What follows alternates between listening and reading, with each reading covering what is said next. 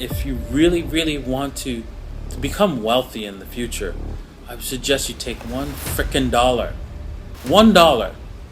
buy some Bitcoins, put it in a goddamn wallet. Guy who just saw Bitcoin early and told everybody about it, and because I felt I saw what was going to happen. I didn't feel, but I knew this was going to happen. And we're not even done yet. And when you first bought Bitcoin? Back in March of 2011. It was like around, my first Bitcoin was approximately 67 cents. Davinci Jeremie, a true pioneer in cryptocurrencies. Davinci was one of the first to believe in Bitcoin and has since become a key voice in this world. He runs Davinci Codes and shares his expert advice on his YouTube channel, helping people understand crypto better. My family members, they thought I was crazy, actually. It will replace all money in the future. Instead of using dollars, you're gonna be using Bitcoin. Believe it or not, I predicted the 2008 collapse right down to the week. 2008 was a bad dream. It was a bloody year on Wall Street and a real capitulation for a system run amok. If you don't believe me when I say this is going to change humanity forever, you do not study history. Every time, without fail, we use good money, society grows and gets better. Every time we use bad money, society collapses without fail. Satoshi Nakamoto. Like, what happens if he comes back? Probably get killed, but if he's not dead already. People in the dark web knew that they had access to all the randomizers, right? And he chose the one randomizer that the NSA didn't have a back door to. Wow. And I'm like, dude, how? When do holders know now the time is to cash out? I suggest people just follow my basic rule is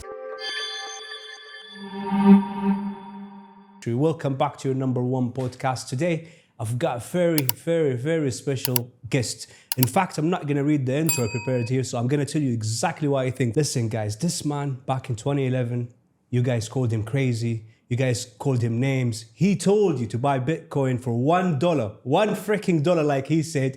And I bet now you're watching this podcast with tissues by your side because you're wiping your tears away. Welcome to the Godfather of crypto. Is that a good name? People call you the prophet of crypto. I don't know. I'm gonna call you the Godfather of crypto. You can call me whatever you like, but yeah, a lot of people have like legend and all kinds of stuff. But I don't know if that's the case. I'm just a guy who just saw Bitcoin early and told everybody about it, and because I felt I saw what was going to happen. I didn't feel, but I knew this was going to happen, and we're not even done yet. We're not even done. We're just getting started, right? Exactly. My projection is that it will replace all money in the future. Instead of, using dollars, you're going to be using Bitcoin. And that means its valuation has got a long way to go. Well, in my eyes, you're the Godfather. So welcome, Davinci, and thank you for being here with us today. Really appreciate your time. Thank you. So when was it the first time you've heard about Bitcoin, cryptocurrencies, and what were you doing back then? Well, I started getting into finance back in 2007, 2008, because I saw that Kramer was going crazy. I remember August 2007, he said, they know nothing. Ben Bernanke, he needs to open the floodgates now. And I'm like, what the hell are you talking about? And he's lost it. And I was like, okay, I need to figure out what's going on here. And once I started to realize what's going on, I was like, oh my God, believe it or not, I predicted the 2008 collapse right down to the week. Wow. In fact, I took several weeks off work to watch our whole financial system implode. I thought it was going to just implode because I thought all the banks were going to collapse. And that's true. They were all bankrupt. And they weren't because they got a bunch of money printed up and given to them. Right? And so whether you're a good bank, bad bank, it didn't matter. You all got free money from the government, right? AIG, everything was going to close when I saw that. And then I saw that this was going to also create a bigger problem because those banks, they made mistakes. Like, for example, if you as a businessman make a mistake and lose money, there's nobody to bail you out. Nobody's gonna cover the gas in your private jet. True. Yeah, true. But the government will if you're a bank. Yeah, they just keep printing out money, right? Exactly. Yeah. As long as you're a bank, don't worry, they take care of you. And that's what causes inflation, right? Yes, exactly. I mean, not that just that is the fact that the government's also going further in debt because the money comes from someone goes into debt, whether it's a person, corporation, or individual that goes into debt, then that's where the money gets printed. And I wanted to tell people that and showed people because my family members didn't know that and they thought I was crazy actually when I found that out. And I decided, you know what? I knew that everything that we were told to do from the banks, that's the wrong thing to do. Go out, mortgage, and buy a house. Yeah, that's what we've been taught from school, exactly. right? Go out and go into debt for a car, right? All these things that you do, like debt on a credit card, obviously you shouldn't do that, but people do that anyways. All that is a bigger detriment to yourself with their current financial system. It actually robs you that much more than what it already does. And so I wanted to educate people on how to protect themselves from their current system, how to save for their future. Because, when I was first got into saving and finance and I'm planning for my long-term future, I realized that I couldn't come up with a number of how much I needed. Because whatever number I came up with, I didn't know how much it would be valued. True. What the value would be. It's true. And so I was thinking, this is not going to work. There has to be a better system. And so I found, obviously gold and silver. And then, I started talking about that and why you should save in gold and silver and what's the advantage of that. And then when Bitcoin came on the scene and somebody came to me and said, hey, what do you think about Bitcoin? I thought it was a scam at first, right? Because I'm a software developer as well. And I knew that there was no way to solve the double spend problem at that time.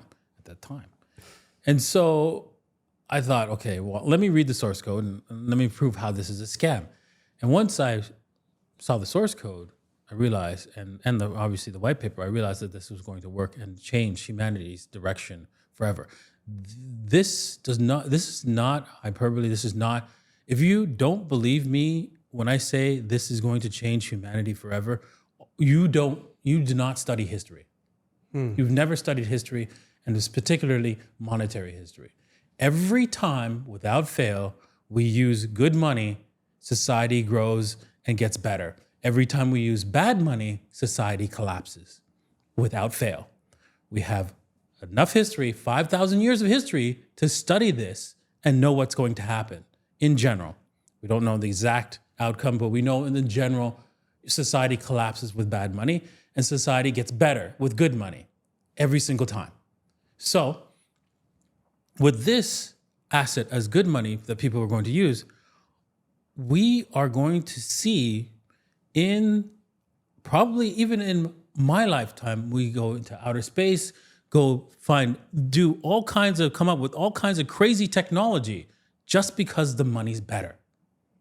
That's how it works. Because when the money's better, people could actually save, right? And know that they will have enough for their future, more than enough for their future, and then be able to invest that extra Absolutely. in other logical investments. Today, most money goes into illogical investments. And they get bailed out with more printed money. That's going to end. True. And you know what? Like one of the biggest misconception about the US dollar, always thinking that $1 US has always been equal to $1 US. Like in 1940s, for example, my grandfather or my dad were able to buy a house with working one normal regular job. Now you could work 6-7 jobs and you can't even afford to buy a house. Exactly. I mean, if you were to go back in time and tell people that what has happened, they'd be like, what? Yeah.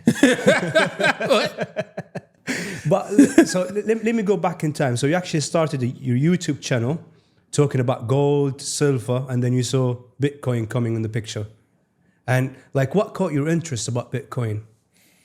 Well, the fact that, I tried to create this similar asset before, and I was just discouraged only because every single developer that I tried to list said, there's no way, you're wasting your time. This has been tried so many times. No one has come up with it. Don't even bother. Nobody wanted to join my crusade on trying to come up with a financial system was decentralized, and that was a digital money.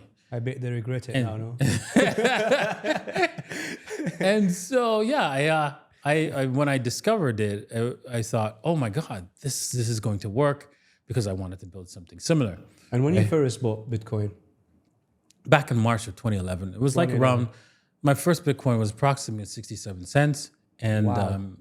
And how much did you buy? not much. I did only bought like, $25 worth.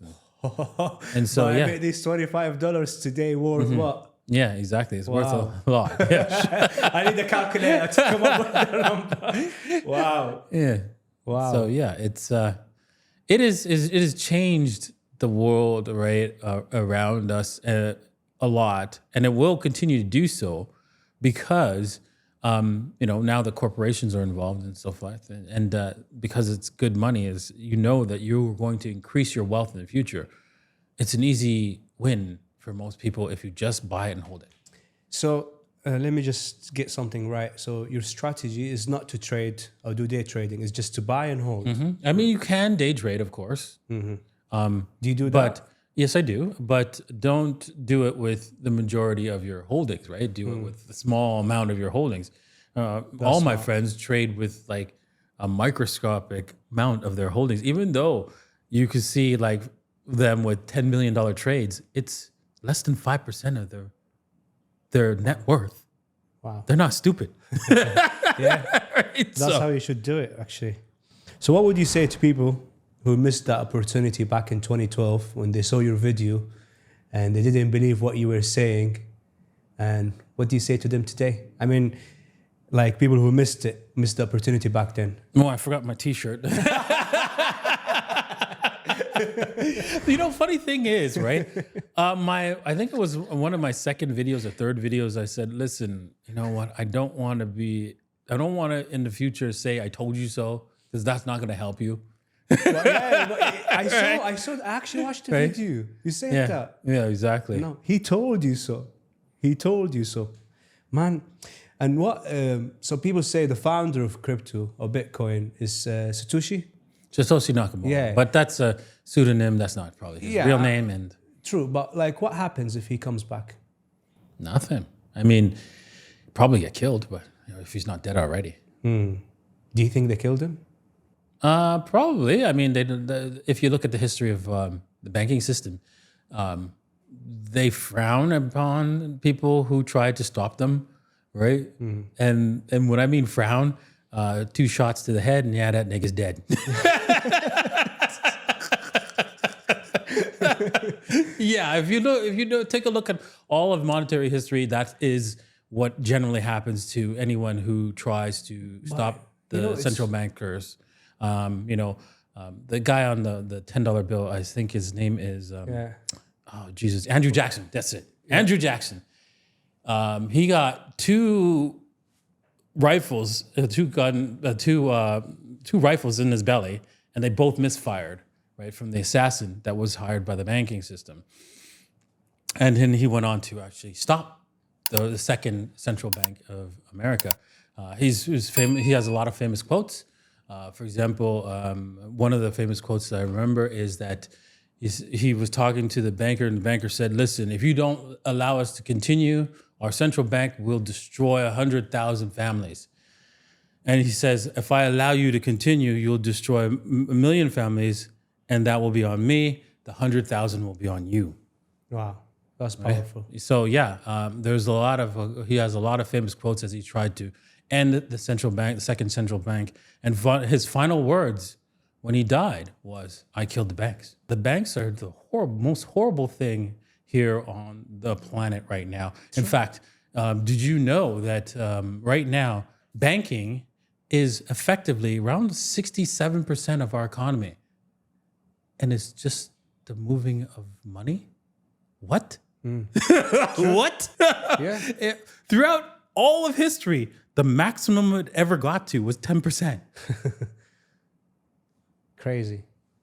Yeah, something's wrong here. It's worse in Hong Kong. It's 86%. What? 86%. Yeah. Unreal. But let's say in hindsight, he come back, because it's actually fascinating when you think about it. The guy who created this asset, nobody knows about his whereabouts. You know, it's fascinating. And I think that's It what would be scared people considered. off. He'd be considered. People would look into his life. If anything bad was found, they would say, like, for example, let's pretend that Satoshi Nakamoto was Hitler, that he survived, and he wrote Bitcoin. People would freak out, right? Let's just pretend that that's who it was, right? People would freak out. People would think that it's broken, but the fact of the matter is math, right? Throughout history, right, there's a lot of mathematicians who came up with different mathematical theorems that we use today that were very bad people, extremely bad, murderers, rapists, but the math still remains, right? Yeah. It doesn't matter who the person is. And so people just can't get around that. They always want to rally around a person, right? Like people rally around me, and it's like, I'm just the guy who told you to buy Bitcoin. Come on. Obviously, you've been in the market for a very long time. So let's say in hindsight again, if he comes back, what one question would you ask him?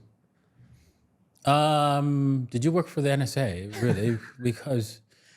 because you clearly knew something that only the NSA or somebody working at the NSA knew, right? But there was probably a chance that, the NSA had some leaks into the dark web that people in the dark web knew that they had access to all the randomizers, right? And he chose the one randomizer that the NSA didn't have a back door to. Wow. And I'm like, dude.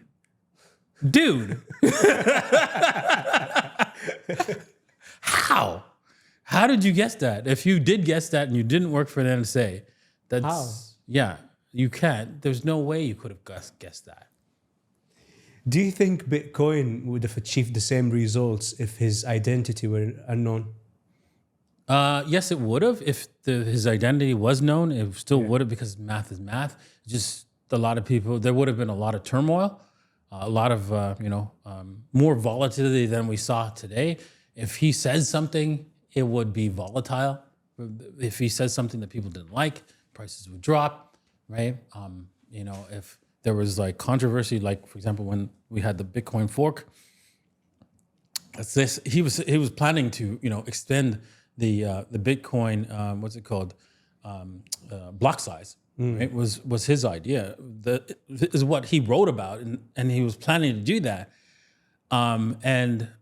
If he was there when that was happening, and he insisted on the block size change, and everybody else was insisting that it was not a good idea. I think at first I thought it was a good idea to increase the block size, but then after talking to the opposite side, I realized that they were right, only because you want to have the nodes be able to run on any device in the future. Because of Moore's law, we grow exponentially, our drive space grows at an exponential rate. So effectively, right now, this phone has a terabyte of space, so it could effectively run the Bitcoin blockchain. So eventually, because of Moore's law, doubling every 2 years, it hasn't doubled yet, but because it's been more than 2 years, but it will catch up to that. We're going to see your phone with 8 terabytes in the future. The average phone, sometime in the future, is going to have 9 terabytes of space.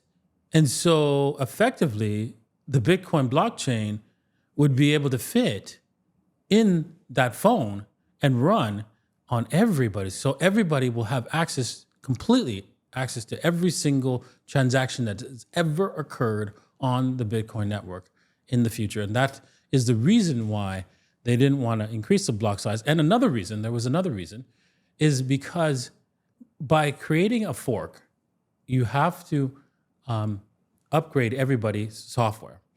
That means not only do you have to upgrade anybody who's running a node, their software, right? but also a whole bunch of other like software that that have been written. And although it's still, we do that every day with the updates on the iOS or Microsoft updates and all that kind of stuff. There's two problems with that. That this is what the developers told me, and I have to agree with them after debating this for a while. Is that one, right? People will get used to upgrades, right? And if you upgrade them consistently, that means all the history can be changed. Why? It's because the upgrade could say that transaction didn't happen. This transaction didn't happen. It happened this way. That's what the upgrade could do. Yeah. Never thought about it this way. And so if everybody's used to doing that kind of upgrade, then that could happen. If you don't do any upgrades in that sense, you can settle on a specific version, like corporations love to stay on one specific version of, so they could build their whole corporation around a specific version of a software and they don't change. Why? Because it's too costly. Well, the same thing can now happen for Bitcoin. They can stay on one particular version of Bitcoin because they do have soft forks, which is different from a hard fork, and know that even if we add some sort of additional features, right, which because Bitcoin was designed so you can add to it, and this still work, right? The older software will still work. This means that the corporations can stay there and still operate with Bitcoin. That means that the oldest version of Bitcoin can still send coins. And so you can fire it up and it'll go, no matter what happens in the future. And so that's the reason why they decided to stay with no hard forks and keep it that way. If Satoshi came back and was saying, no, hard fork, and he didn't agree with the other team's members' arguments, he probably would have joined, Roger Ver, and then everybody would try to say, well, which is the real Bitcoin, right? The Roger Ver and Satoshi's, or the Bitcoin that stayed on the same block. That would have been a disaster. And what if Satoshi comes back and he wants to change the 20 million cap in the market? Oh, nobody would agree with him. You think so? No. I mean, he could do it, but here's the thing. You're like, what? Hold on. It would be a hard fork, meaning that you would see two Bitcoins. One where it's 21 million, one with the Satoshi's 21 billion. Yeah. Right? And you get to decide which one you want to use. I'm going to stick with the one with 21 million. So do you think that's how the community would do? Yes, that would be the end result. Interesting. And what do you think Satoshi's ultimate vision was for Bitcoin? Are we living it today? I don't think so. I think because, he wrote about his ultimate vision and it's not what it is. And it's okay. The reason why is because when you build something, you have a vision for it, and then the market says no. This is better. The market moves however the market want to move, right? Right? Yeah. Right? And so the market said, yeah, I know you wanted cash, but this is better. And it's better because a storage of wealth at a larger scale is much better, because here's the thing. Most of the wealth here is stored in these buildings and stuff like that, houses that people don't really use for themselves. Why do they do that? Because they know inherently they can't store it in dollars or the local currency. So they store it in things, and things that could be used by somebody else in a more productive way. This is why we see housing crisis in Australia, housing crisis in America, is because people are buying beautiful homes and they're not using them. They're using it to store their wealth. And once we stop doing that and move it all to Bitcoin, all those assets get freed up to be used by people who actually can use them. And the wealth moves into an asset that actually increases their value, just like the house does. That's interesting. But you know how people think? People would rather invest or buy like real physical assets, right? So Yes. when you tell them Bitcoin Yes. is now an asset that you can invest in and put your money in, they still feel some kind of way about it. Yeah, I understand that. But think about the concept of a physical asset and you saying you own it. Okay. Who says you own it? You know what? Actually, for a fact, I lived in the UK for about 14 years, right? So if you buy a land there or house, after 100 years, that house or that land goes back to the government. It's not yours anymore. So Exactly. Who says you own it? And, and then on top of that, when you have that much wealth, you usually have a third party that's controlling it. Do you really own it? You believe you have a sense of control because you feel that the laws are on your side, and you believe that, and so you let a third party hold these large amounts of wealth for you.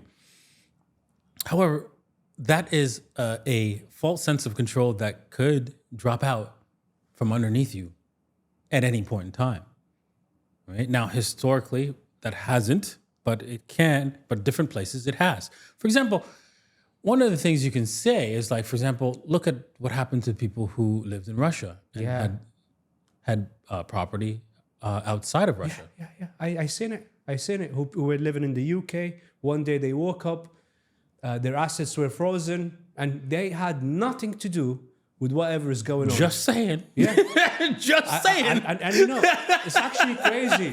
Just Like imagine. so compare that to your digital asset, which you have the keys, right? Put away directly for whether you store it on, I wouldn't store it on the phone, but you store it in a safe directly where you control it directly. Compared to an asset that the government can take from you with a stroke of a pen. Yeah, the blink of an eye. Compare that. Yeah. And you know what's funny? Because I work in finance. Recently, Europe started funding Ukraine with the money of the assets they froze from the Russian people. Wow. Can you believe it? I believe the that's how bad government, the government will economy do is in whatever they Europe. want, right? I mean, and it's not, and you could say, you could be depressed about it, but don't be depressed. You just have to work around whenever they do something nonsense. Work smarter. Exactly, that's all. You can't control them. You can only work around them, and that's it. And use their own systems against them whenever you can, right? That's all you have. That's the only power you truly have, and you should wield it as much as you possibly can, and not fret about, oh, they did this, they did that. It's not going to change. That's true. That's true. Not going to change. That's actually smart. Reminds me of what Trump says. He says when you meet a concrete wall, just be smart. Go around it. Go under it. Just change your ways. Be flexible. Exactly. But don't give up and keep that same goal. Exactly. Right? Exactly. So a lot of people look up to you, lion kids, from different countries, different nationalities. They look up to you, and you're known for giving smart investment advices for people. How do you help people handle the risk and opportunities in crypto, especially beginners? Well, I really think that people who do come into crypto should start off with the major cryptocurrencies, Bitcoin, Ethereum, maybe even Solana right now. But Solana is not a long-term play in a sense that, unless you're looking for like a projected out greater than 8 years, but you can still stick with Bitcoin. Is the best asset that has a consistent upward trajectory, that has the highest probability of success. And yes, everything's a probability. It's just, you could say, well, they could still go to zero. Yes. And an asteroid could hit our planet, right? Both probabilities have a mathematical value to it, but you don't bet on them because they're too low to bother. So you don't plan for an asteroid hitting the planet. Yes, it's possible and wiping us all out. But betting on it is just dumb. So betting on Bitcoin going to zero is just dumb. Yeah. I mean, with the current market, nobody can say that anymore. And I've met a few people, and you know what they do? They start buying different Bitcoins, different cryptocurrencies, hoping that the same thing that happened with BTC would happen with these coins. Yes, that is. Do you think that's logical way to think of it? It's not logical, but it is what people do. Yeah, like I've seen a lot of people do that. And, you know, just like I can say that it's not logical to buy a house in our current environment, people still do it. Yeah. And so it's not logical to buy a lottery ticket, but people still do it. So accept the illogic of it and profit from it. That's why I suggest people, you know, even invest in meme coins, because they're going to go whether you like it or not. Whether you see the logic doesn't make any sense. It doesn't matter. Agreed. It will go up, just like XRP. I actually bought XRP a couple of months ago. Yeah, I'm happy. So, and when do holders know that's now the time is to cash out? You know, because sometimes the price reach a certain target and then holders feel like, oh, should I cash out? Still hold it? Should I? I suggest people just follow my basic rule is to sell half on a double. If it doubles, sell half. If it doubles again, sell half. And then you have profit and a free position to see it go to the moon. That's very smart. So since you've been involved in gold before crypto and Bitcoin, gold or Bitcoin? Oh, obviously Bitcoin. Bitcoin. And what percentage of each would you suggest for a long-term holder? Well, I would say that, you know, people should have a smaller percentage of Bitcoin. But now with the current market and the fact that even Microsoft is planning to buy it, you can go 100%, but do what is comfortable to you. And because you know what, you're the one who has to sleep at night with your portfolio, not me. I'm comfortable with 100%. Read this quote. I forgot it was by who. He said, "If you got to be able to sleep well at night, and if your wallet doesn't allow you to sleep well at night, it means you're doing something wrong." Exactly. You're over leveraged or overexposed in that specific asset. So let's say there's a lot of people watching us now, and they've got $1,000 to invest today. What's your advice for them in this market? Ooh. I'm just going to assume, since you only have $1,000, you're probably in the age range of 19 to 25, right? Just I'm going to assume that. If you're above that, there's a different advice, of course. And everybody's advice, you should take in all your other issues that's going around you before you make any kind of investment decision. So don't take this advice as like one size fits all. It is dependent on where you are, but in a general sense, meme coins. Believe it or not. The reason why, and you have to be careful with meme coins. You can put a percentage into Solana, right? You can start with all $1,000 into Solana. Solana is going to profit from the meme coin explosion. And you can put in a few dollars here, $10 here, $10 there on different meme coins to see which one, and learn. First, do that and learn how you get burned, how you can get into an asset that actually goes up, which asset will do well by only putting small amounts of money, like a few dollars here and there. And you can do that with Solana and watch and learn, because there will be lots of meme coins that get burned, but there will also be a few that continue to go higher and higher and higher and make you extremely wealthy. I'm hoping, can't guarantee, that my meme coins, Orc, Waffles, PayPay. You've got one of yours as well, right? Exactly. All of those. Waffles is my cat, right?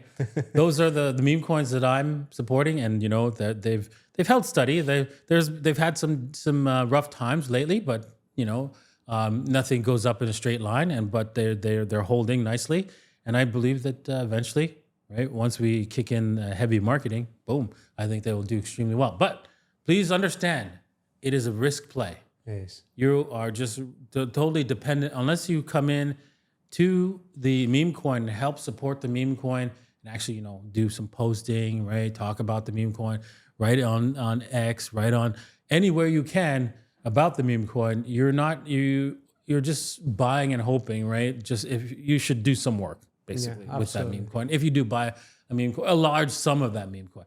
if you're only going to put $10 in, just sit and wait.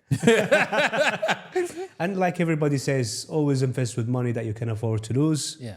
And money that you won't need in the near-term future or in the mid-term future, because that's how it should be. Exactly, because most people, when they come into this space, they buy something and then within 3 days they say, "Why am I not a billionaire?"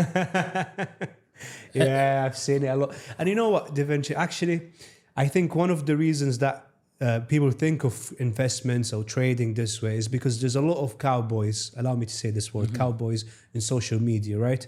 Who flex, who show off a facade lifestyle, watches, Lamborghinis, and whatnot. So they brainwash people in some sort of way to thinking. They make people think if they start investing or trading today, boom, the market is going to go this direction and they're going to become wealthy and they're going to retire their mom and dad. And we've seen so many cowboys do that on social media. Yeah, Gen Z loves that.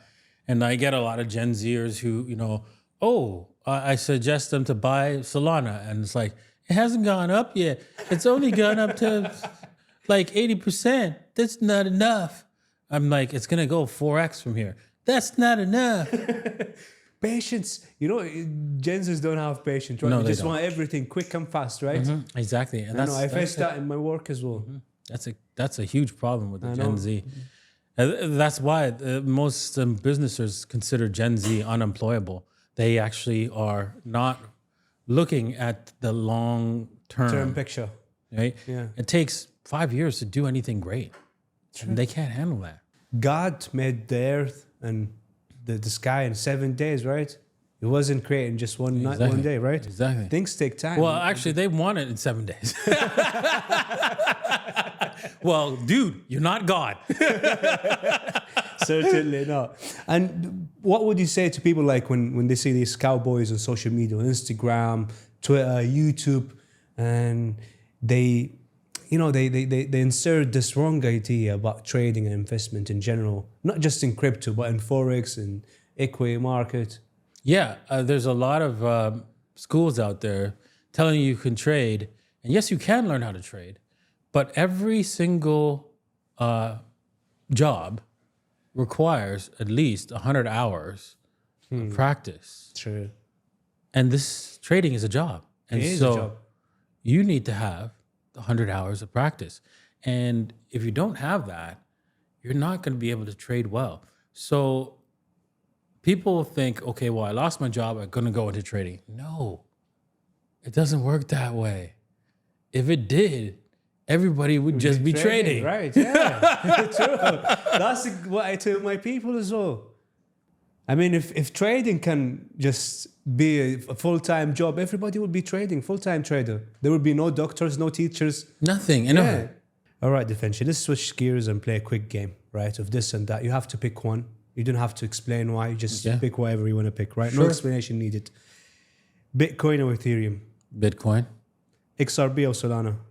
Solana, Dogecoin or Shiba? Sheeb. Gold or Bitcoin? Gold, Bitcoin, obviously. Bull market or bear market? Bull market, obviously. Hold or trade? Hold. Privacy or speed? Sorry, what was that? Privacy or speed? Privacy. Technical analysis or fundamental analysis? Technical analysis. All right, that was fun. It's always interesting to hear your quick takes. Thank you. So let's move on now and talk about the current market dynamics. Obviously, Bitcoin is nearing $100,000, man. And you were telling people, for God's sake, buy it for $1 I watched your video 100 times and I was like, damn, man, why? Actually, I read a comment in your video on your YouTube channel. Somebody commented and the comment got, I think, 20,000 likes or something. And the guy said, I'm going to sue YouTube for showing me this video 7 years later. And it's true. It's true. Why have I only seen your video like last year or 2 years ago? Oh, damn, that's so hilarious. I never knew that one. I mean, I've heard that. I've seen that, but I didn't know it's got up to 20,000 likes? Yeah, on your YouTube channel. That Jesus. Video. Yeah, that video is going viral now. Every time Bitcoin makes a new high or new rise, all-time high, Yeah. people go back to that video. Yeah, right now everybody's going back to my XRP videos, right? Because I did every once in a while I like to hit the what's it called, beehive or the hornet's nest. Actually, the hornet's nest is better of XRP army, and I said that XRP is going to zero in one of my videos, right? Joking around, of course, but you know, the army, they take it seriously and they went wild. And I'm like, fine, they started watching my video like crazy. Now it went from like just 100,000 views to 500,000 views. Wow. And it was posted in June 1st. And I'm like, I bet now whatever you say, people don't take it lightly. Well, I mean, you could tell it was a little bit humorous. I mean, it was humorous, right? And so, but there was another video where I was more serious and I did tell people that XRP was going to go up to where it is today. And obviously, in your come up, your story is fascinating, to be honest. At that time, friends and family, of course, were doubting you. They were thinking you're crazy or whatnot. On the way up, all the way leading to this point, have you lost some friends and family along the way? Of course. I mean, that's just the way it is when you're growing and the rest of the people around you are not growing. They end up, either not relating, right? Because like really, you have not much to relate to somebody who just does the same thing. I mean, for example, I was in Canada before I left for Chile. It was like, what was that? It was like 12 years ago. And I had a friend who, had no money, was doing YouTube videos, had no money, his life was like in shambles. And he had I'm not going to go over all of his problems, but all of them were fixable. All of them. And when I totally forgot about him, I saw him do a YouTube video. Said, "Hey, how you doing?" Got in contact with him, and I'm not mentioning his name, but then he told me that he needed some help with something, but I'm not going to mention what because then that will give away who he is.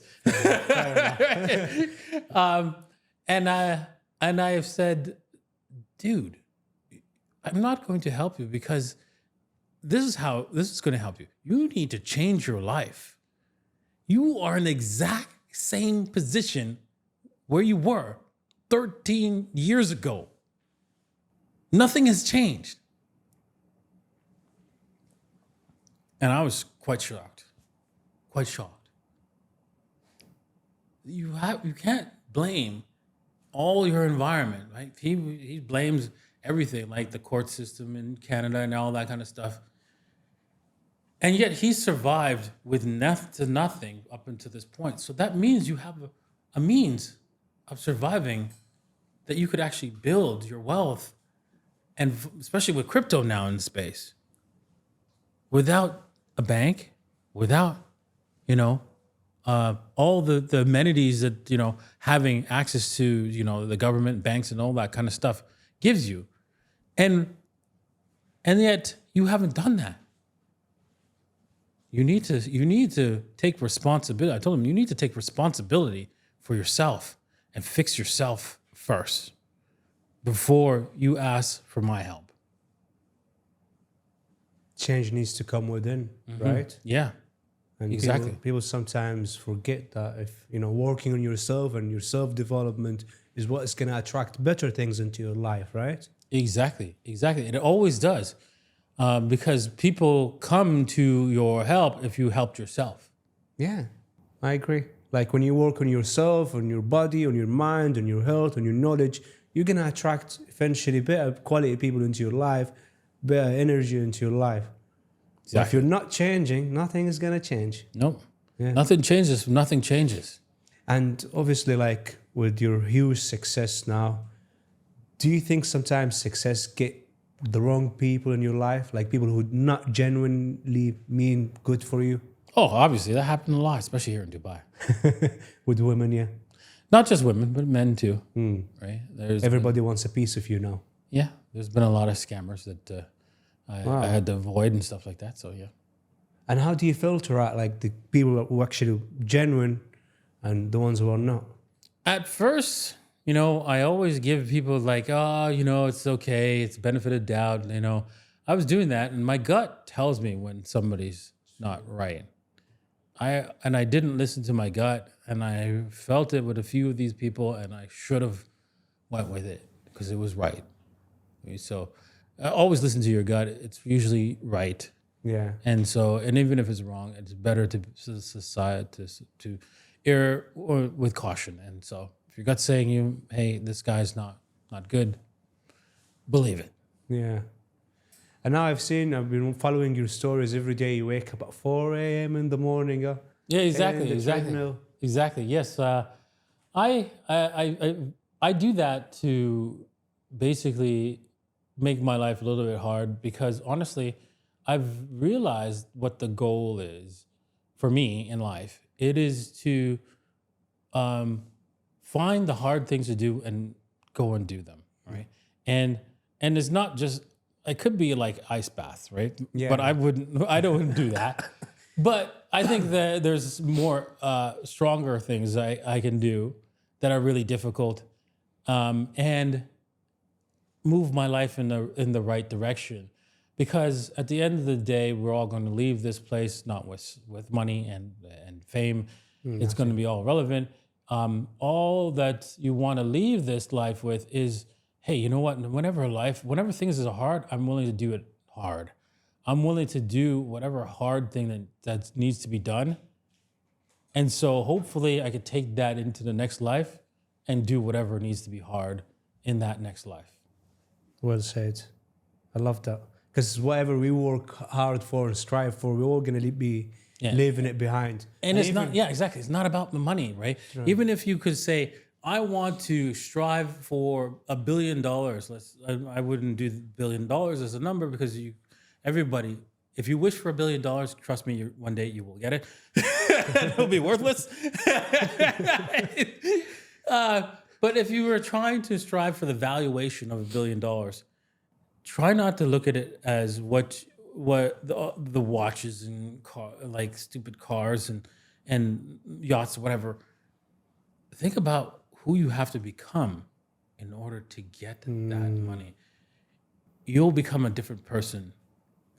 And so you need to decide what kind of person that's going to be, right? And so there it is. You need to be the person who deserves of getting these things first. You need to become that person first. That's true, but that's not necessarily true because a psychopath can also gain $1 billion because it's not about it's not. Here's the thing: you can get to the $1 billion in an unvirtuous way where you are screwing people and without them knowing, such as a central bank, right?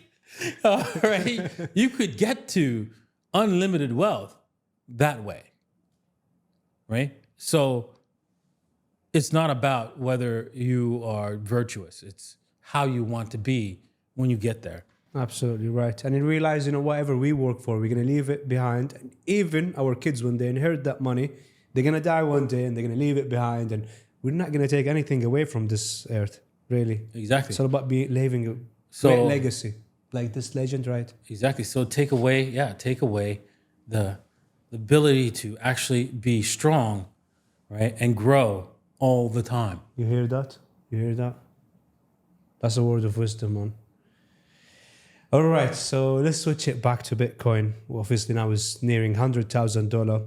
Obviously when Trump won the election on the 5th of November, we saw how the market reacted. And we saw what happened to the US dollar, gold, and of course, cryptocurrencies. Do you now, obviously, Trump also has announced plans to create a strategic national Bitcoin reserve. How do you foresee these initiatives impacting the crypto landscape? Well, I don't think he will do that. I mean, because that's what he said, and it doesn't. He said he'll build a wall, right? Because here's the thing, right? He's not in charge, right? There's someone. Just saying. Someone controlling. That's right. as much as the establishment hates him, he can only do so much. But we saw the market, how the market reacted. Why do you think the market reacted the way it did with Trump winning the election? Again, because people believe in our government or whatever, your government or what, believe in government. And I'm like, dude, did you not see the pandemic? Yeah. You don't get it yet? They're not on your side, We got scammed big time. right? They will scam you. Try to get that through your skull, okay?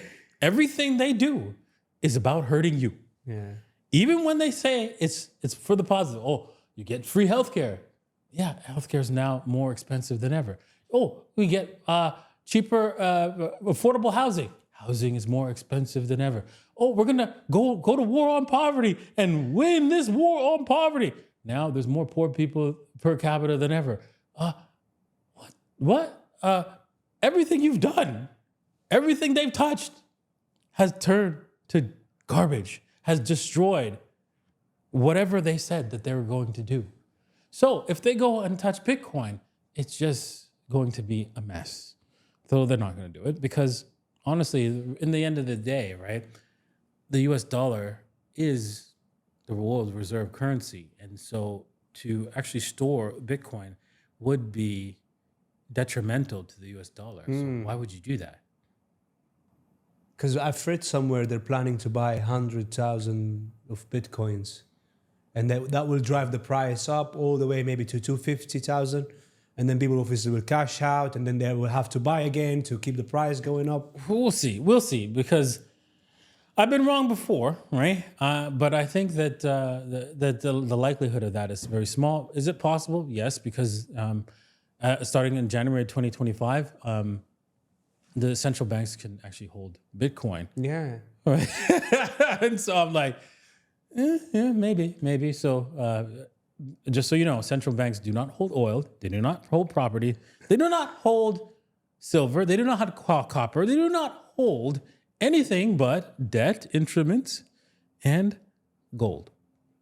So the only commodity that they hold is gold, and yet they're going to add Bitcoin now?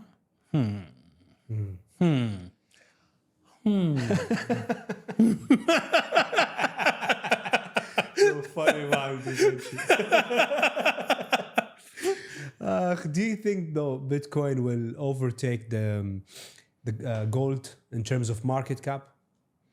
Oh, for sure. 100%. Easy peasy. Lemon squeezy.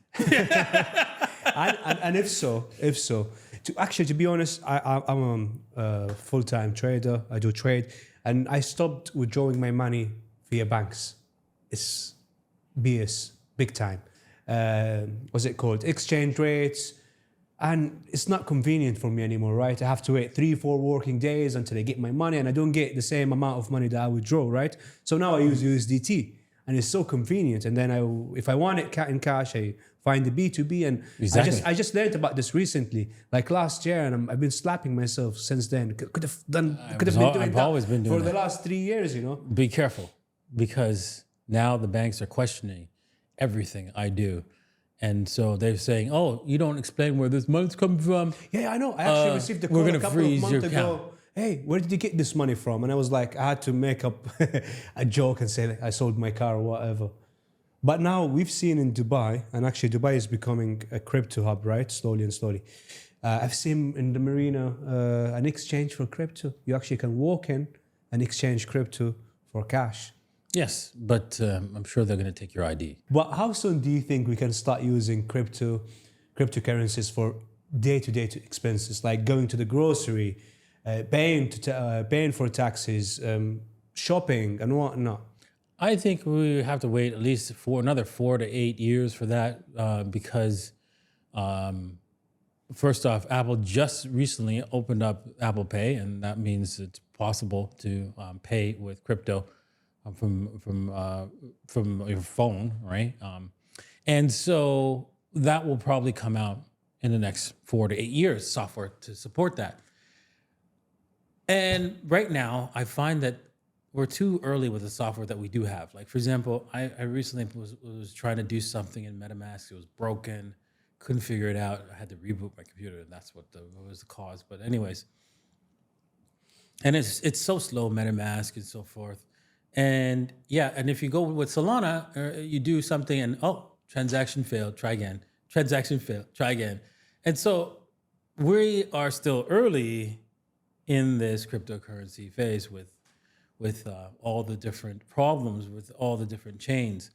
And every chain comes out and says, oh, we're better than the XYZ chain. Yeah, okay, whatever. And whilst I think Bitcoin, right, you could say, well, Bitcoin's too expensive. Yeah, but you just pay and your transaction will go through, right? That's it. It's pretty straightforward, right? Yeah. Transaction will go through fast. You might have to wait longer if you didn't pay enough. That's all. And you understand the length of that wait, right? It's pretty straightforward. It might be too long when you compare it to Solana, that most of the time it does go through instantly. And Bitcoin, you have to wait. So it's all about finding the best blockchain where we can use to spend on our day-to-day expenses, right? Yeah, I think so. And it's not that big of a market share. I realize the day-to-day expense market share is effectively what the bottom percentage of people have in wealth. And I looked at that, and it's about 15% of the majority of people, like the bottom 90%, they own 15% of the wealth. And that's obviously in currency. Yeah. Right. So the market share for that application is 15%. When you could really come down to it, boil it down. Right. So the real market share, the line of the market share, is in the top 10% that owns 85% of the wealth, and they own that 85% of the wealth in the stock market, right? Which again, you don't own your stocks. True. Right? You are a liability on a company's balance sheet. They owe you the stock, right? And they owe you the valuation of the stock. And same with property. They obviously store it on property. And they store it in cars and artwork and so forth, and rare items as well. So that is where most of the money is. That's where most of the wealth is. And once they realize that it's better to store it in Bitcoin because it's one, portable, divisible, transferable, nobody knows you have it. You can move it quickly across borders. It's obvious. Why do you have an apartment again? As your storage of wealth?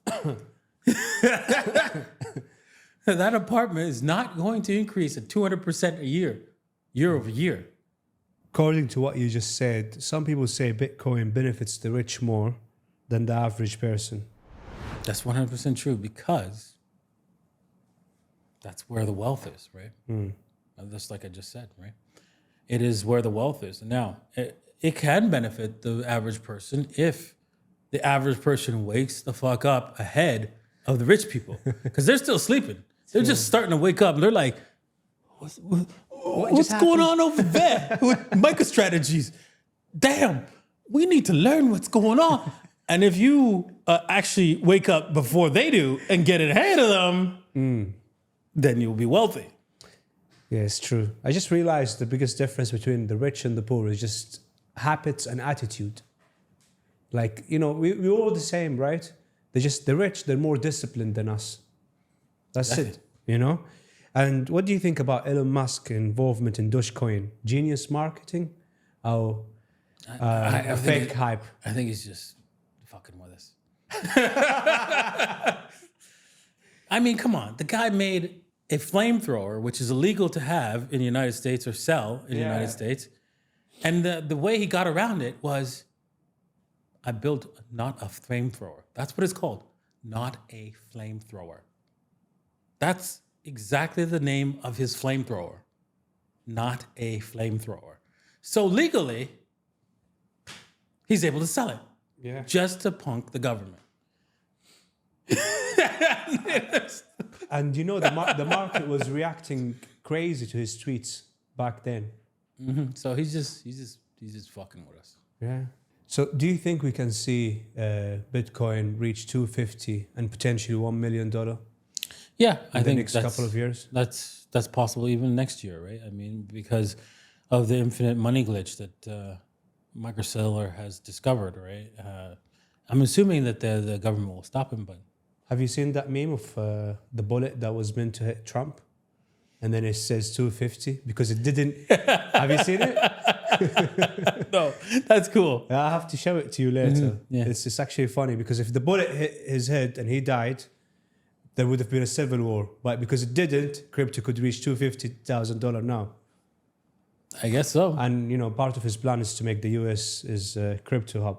Let's talk about a tough time you had in your career and how you dealt with it. in Okay. general. Well, there's always challenges in life, right? And you just need to decide how you're going to proceed. You can either be an example of what not to do or what to do, and you just have to decide which one you're going to be, and that's it. And how do you have fun? Because I follow you in your stories. You wake up every day at 4. Like, what do you do if you're not working? What other things do you do? It has to be fun with your work, else. Okay. And even the exercising, you have to look at it as something enjoyable. If you don't do that, why are you alive, right? You need to be able to be happy, and you can make yourself happy. That is the whole point. And even when you have to do something hard. Did you know the story of Sisyphus is where he was condemned to roll a boulder up a hill and fail and have it roll back on him, and you have to do it all over again every single day. How did he defeat the gods? Do you know how? No. Simple. He enjoys it every single day. Enjoy the pain, embrace it. And if you were to go back in time, let's say 20, 30 years, what advice would you give to your younger self in 3 words? Health is the most important thing. Start there first. I know it's hard. Just get it done. Find a way to enjoy it. I know it's going to be difficult to find that joy, but there is a way to enjoy it. That's what made Tyson who he is. That's who made Muhammad Ali who he is, right? You don't have to be those people, but you do have to move. You do have to get exercise because you're going to regret it later on. Love that. That's absolutely true. And everything stems from that. Everything in your life grows from there. You find a way to get up, get some exercise in, get that whatever routine you decide to do, get it done every single day and build on that. You always make it harder and harder slowly. Yeah, you're going to fail, but never give up. Yes, there's going to be times when, oh, damn, I have to travel. I didn't exercise. And then you come back and you're just like, another day. You have to keep going. You have to keep at that exercise. You have to find a way to find it the most important thing in your life, because everything grows from there. Everything. Because if you've got that discipline, you know that you're not going to make any excuses but to exercise, you're not going to make any excuses in the rest of your life. And is that how Davinci balances out his work and his personal life, by exercising and going after it? Yeah, exactly. I mean, it's, it makes you happy during the day that you've done something hard when everybody would be like, fuck, man, I can't do that. Jeez, there's no way I can do that. You got what? You got up at 4:30? No, what? You ran like 10 kilometers? Oh, man, no. See, that's the majority. That is the majority. Love that. And you get to be happy because you are not with the majority. You are the top. Because just because you could run. And you're doing the hard and things. you can get the hard things done. Yeah. And if you do that now in your life, imagine what you could do in your afterlife. Because that's common. And just final question for me. Obviously, you're a hardworking man. You're always at it. And you've predicted this thing coming back like 12, 13 years ago. When enough is enough for you? It's not about a number. I don't care about numbers, right? It's not about that for me. It's if I get to trillions, billions, whatever, doesn't matter, right? It's about getting to who I want to be. That's where it is. After you get to around 25 million, it's dollars. If you're counting dollars, it's irrelevant, right? Unless you want a super yacht, of course. But again, it's irrelevant. There's nothing to buy, right? And you'll find it's very, very empty when you go shopping. It's like, oh, whatever. You can get whatever you want. Yeah, I guess. Yeah, right. And it's really empty. So, yeah, that's where improvement, self-improvement, and yeah, the numbers will come anyways, right? Because you are improving yourself, and everybody else wants to understand you and be like you, and and they'll come to you and help you. Actually, people will come to be just around you, and you become a supporting role, right? Just like, for example, the sun is a consistent part of this planet, and it's never failing. It always rises. It's always providing sunlight. It always provides the necessary needs for life. Well, you need to be that. You need to be the sun, to be the light that everybody grows around. Yeah, some people will not deserve it. Some people will. But you will provide what everybody needs with your strength. Be a man of value who provides and adds positive to the world. Exactly. I mean, everybody will do it their own way, of course, right? But yeah, whatever way do you think works. Absolutely love that. Thank you, Davinci, for your time. Absolutely enjoyed my time with you, and I wish you all the best. And I will see you hopefully in a couple of years when Bitcoin reaches 1 million. Yeah, it's going to be fun. Fun times. But let's see how it could go. Here's the thing. I think Bitcoin could go as high as the price of the value of value. Now, value, there's a difference, right? Of an A380. You're like, oh, an A380 is $300 million. Yeah, but it may not be $300 million. You may be able to buy it for less because somebody needs it to pay off debt. And so they take the Bitcoin, which is worth more in dollars in the future, to pay off some sort of debt, right? And so you'll be able to buy something crazy. It's interesting to see this space. And people now who doubted Bitcoin, now they're believing in the project and Bitcoin. Thank you so much, Davinci, for your time. Really appreciate it. And hopefully we'll get to see you and do part 2 with you in the near future. Thank you. Sounds good. Thank you. Guys, we reached the end of this episode. If you like this content, here is more. And please do not forget to subscribe and like. And I will see you soon. Peace.